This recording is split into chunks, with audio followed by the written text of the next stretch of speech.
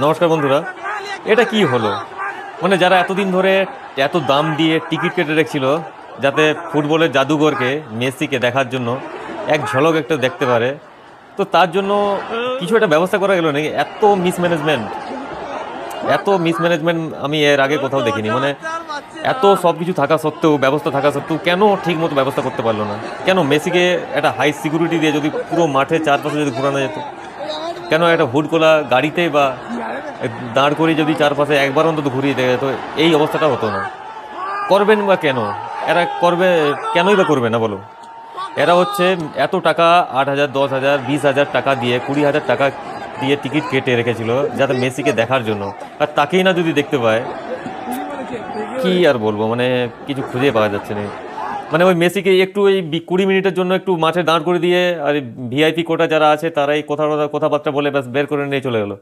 আর ভক্তদের কথা একটু ভাবলো না, যে ভক্তরা এতদিন ধরে অপেক্ষা করেছিল, টিকিট কেটে এতটা ভালোবাসে মেসিকে, তো তাদের জন্য একটু ভাবা যেত না? মানে এত মিসম্যানেজমেন্ট। শুধুমাত্র একটা বা যদি মাঠের চারপাশে মেসিকে ঘুরিয়ে দেওয়া যেত, সেটা কি করা গেল না? আমি এর কোনো উত্তর নেই, মানে কি বলবো আর।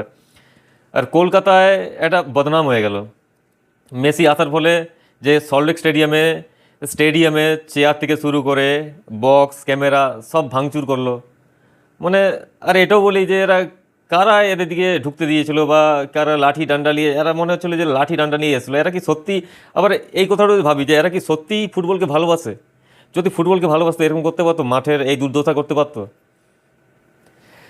মানে ঠিক মতো ম্যানেজমেন্টও নেই, ঠিক মতো পাবলিকও যা অবস্থা দেখলাম কলকাতার, এটা কেবলমাত্র বাংলাতেই এটা সম্ভব।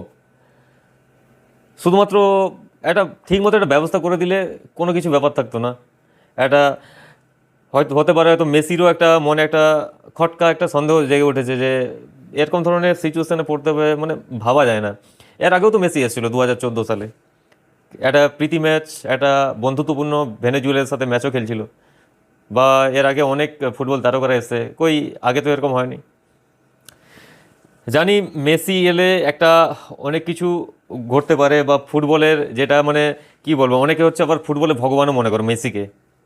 মানে এক ঝলক দেখার জন্য এত টাকা টিকিট কেটে তারা এসেছিলো।